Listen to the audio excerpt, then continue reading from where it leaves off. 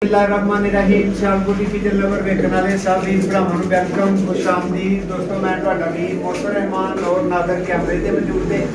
दोस्तों नूं अपना एक छोटा जिहा सैटअप दा नादर भाई व्यू दे रहे ने। दोस्तों साडे कोल खरीदारी वास्ते हसन भाई ने साडे बहुत प्यार वाले सौदिया तो उन्होंने भाई आए सन साबी भाई सियालकोट तो। जी अस्सलाम वालेकुम भाई जान।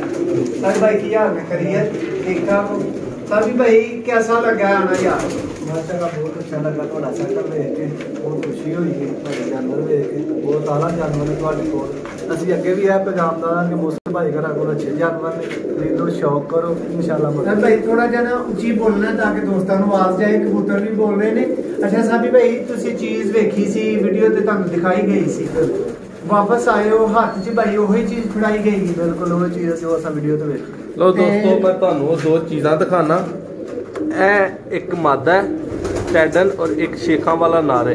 ये तो हुणे मैं सब भरावां नूं फड़ के भी शौक करावांगा। जी मोहसन भाई जी नादर भाई कबूतर भाई पकड़ाओ ना जरा, दोस्त शौक करन के भाई होनी की ना चीज़ां दी खरीदारी कर रहे हैं और दोस्तों को उम्मीद होंदी है कि इंज दी चीज़ अगों सानू मिलनी नहीं है, सिर्फ वहाई जा रही है।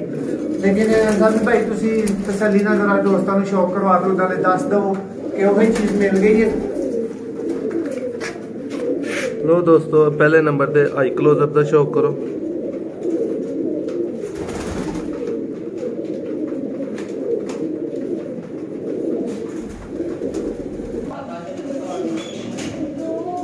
माशाल्लाह जी दोस्तों आप शौक कर रहे हैं प्योर शेखों वाले। पर कुंदे का जरा शौक करवाएं भाई। माशाल्लाह जी साबी भाई नाल जरा थोड़ा जिहा दोस्तों को दसो तुहानू कबूतर वेखण च हाथ च फड़न च कैसा लग रहा है? माशाअल्लाह जी मैंने कबूतर बहुत अच्छा लगा, मादी भी बहुत अच्छी लगी जी तुहाडे हत्थ दे विच अच्छी लगी तो इन्हू लैण वास्ते आया तुहाडे।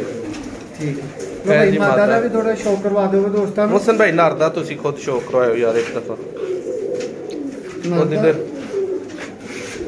नादर भाई नादर दा बस नार दा कुंदा दिखा दो, शौक ही शौक है।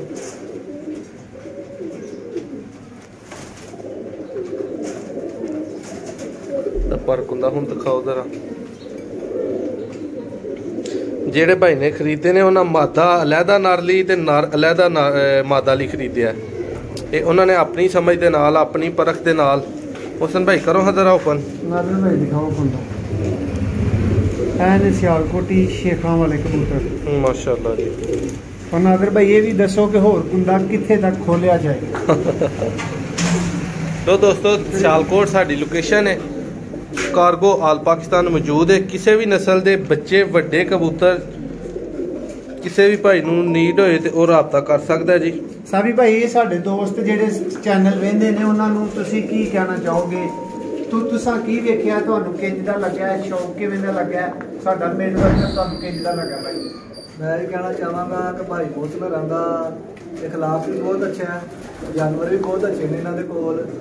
ते मेरा पैगाम है ही उन्होंने वास्ते कि आन आके शौक करन, इंशाअल्लाह मजा आएगा शौक करन।